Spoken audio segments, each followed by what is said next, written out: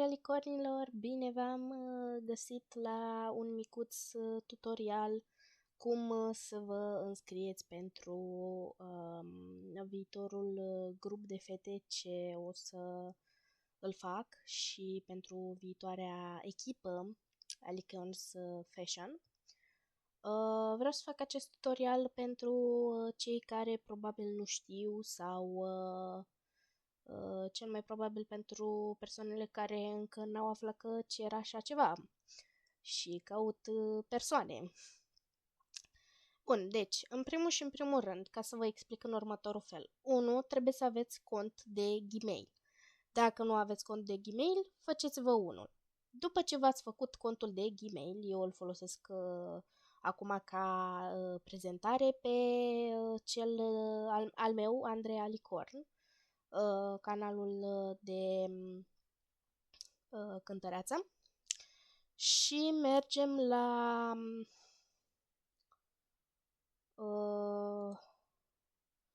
la Compose. Acum, pentru cei care probabil au în limba română, nu știu exact cum se traduce, dar sper că așa vă arată și vouă. Dacă nu, uitați-vă după acest creionaj. Bun, aici avem to, adică către. Și noi vom scrie așa: Alicorn Fashion 08 @gmail.com. Și vedeți că ne-a ieșit aici contul pentru înscrieri și totodată contul ce va reprezenta Alicorns Fashion. La subiect, ce scriem? Vom scrie așa: bună ziua, ca să fim politicoși. Da, am zis și eu așa. Bună ziua! Vă scriu sau... Na, haideți să scriem altcumva. Bună ziua! Vreau să mă înscriu pentru probele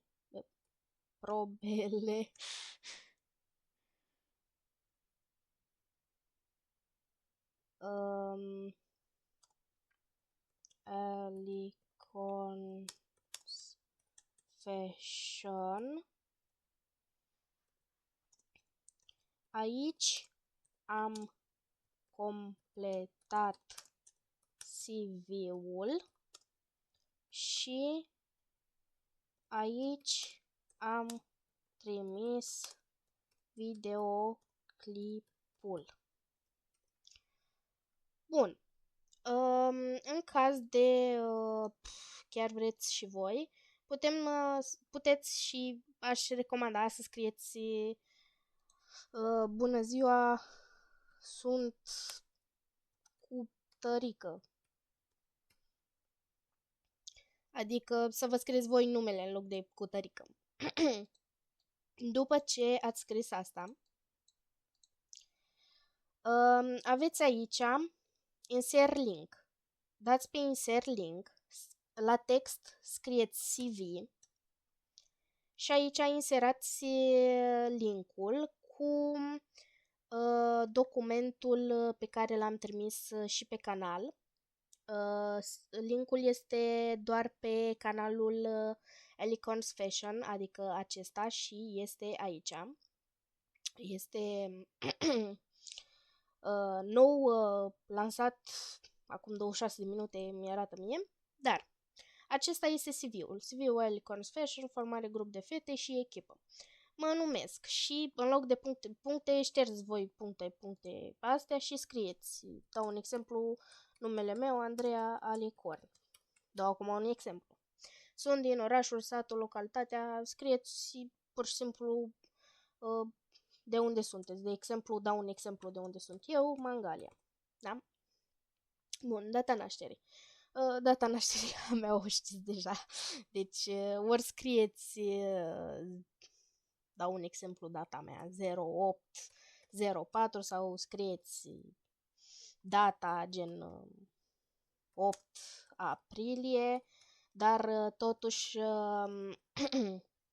am o regulă foarte strictă și anume nu trebuie să fiți născute în 2009. Și aici avem, aplic pentru rolul de dansatoare principală, reperță profesionistă în ale frumuseței. Astea 3 fete caut. Sau dansator, dansatoare pe fundal, make-up artist, coafeză, etc. Adică pe ce vreți voi. Dacă aplicați pentru dansatoare principală, scrieți dansatoare principală. Dacă aplicați pentru reperță, scrieți reperță. Dacă aplicați pentru... și tot așa. Celelalte roluri, adică acestea pe care vi le-am luat eu vi le-am marcat eu, sunt posturi suplimentare pentru în caz de nu intrați ca una dintre cele 3 locuri libere, ca parte din grupul de cântărețe și totodată pentru viitoarea echipă ce o să fac eu. Acum, în continuare, sunt de acord cu cerințele Alicorns Fashion și ale Andrei Alicorn pentru a participa la probe completând foaia și trimițând videoul de demonstrație. Aici trebuie neapărat să completați hârtia aceasta, adică CV-ul, cum i-am spus eu, și totodată să trimiteți un videoclip. Ce videoclip? Depinde acum ce alegeți. Ca dansatoare principală trebuie să trimit un dans sau o coreografie proprie pe orice melodie. Alegeți orice melodie, doar că dansul sau coreografia trebuie să fie creată 100% de voi. Ca reperță trebuie să trimit un video cântând o melodie rap. Orice melodie rap o trimiteți. Dar, cum trimiteți? Aici aveți, cel mai probabil știți, insert foto sau files și selectați voi de acolo. Oricum, în continuare, ca profesionistă în ale frumuseții, trebuie să trimit un video cântând melodie pop și un video care îmi fac un machiaj sau un secret ce îl știu eu în frumusețe. Puteți să faceți un singur videoclip, nu mă deranjează, chiar de este așa, dar oricum o să dați și o probă online. Deci, la proba online veți cânta ori aceeași melodie, ori faceți altceva. La fel și pentru dans, tot la fel. Alt dans sau aceeași.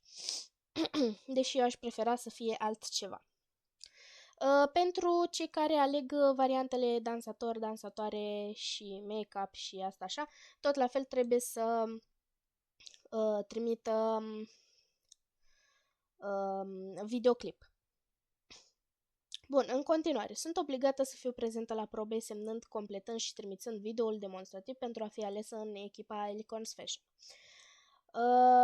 Și totodată aici am scris, confirm că am vârsta de 16-17 ani, depinde când ești născut, fiind născută în 2009. Eu cer 2009, ca să fim de aceeași vârstă. Am următoarele talente. Aici puteți scrieți, de exemplu, mă pricep la desen, cântat, dansat, sunt creativă, adică la ce vă pricepeți voi. Dar, evident, v-am spus să ștergeți puncte. Despre mine, spuneți, sunt de unde sunteți voi și mă pricep la nu știu ce, îmi place să merg la plimbări, de exemplu, am dat un exemplu, acum, fiecare ce-i place. Toți vor primi un mesaj prin e-mail, confirmând și anunțând data probelor. După ce se confirmă, sunt obligați să se prezinte pe Zoom. Eu am ales Zoom. Dacă se întâmplă ceva, o să mai anunț eu. La proba online. Până pe 8 martie, 10 martie trebuie completat, adică trebuie completat tot CV-ul acesta, cu video și trimise.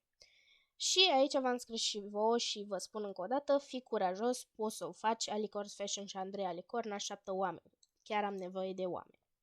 Bun, după ce ai completat lucrul ăsta,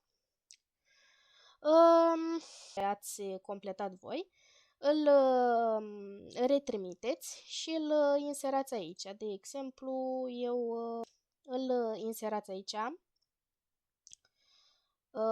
dăm apply și s-a trimis așa. Trimiteți totodată și videoclipul, eu nu pot să adaug acum ceva, dar mă refer. Și trimiteți să fie acolo. Totodată mai multe anunțuri o să pun eu pe canalul acesta, Alicorns Fashion. Și în caz de nu sunteți abonați, abonați-vă și totodată intrați și pe, nu chiar foarte, foarte des, dar postez. Și vă mai anunț acolo în caz de ați intrat, în caz de datele respective când se dau probe online și tot așa. Bun, eu am fost Andreea Licorn, eu vă aștept cu drag la probe, vă încurajez, nu fiți fricoși, fiindcă așa am fost și eu cândva și fix de asta vreau să fiu curajoasă și să creăm împreună un grup ce va încuraja alte persoane. Și desigur vom cânta pe scenă, într-o zi. Dar nu uitați, munca este cel mai important lucru și trebuie să muncim.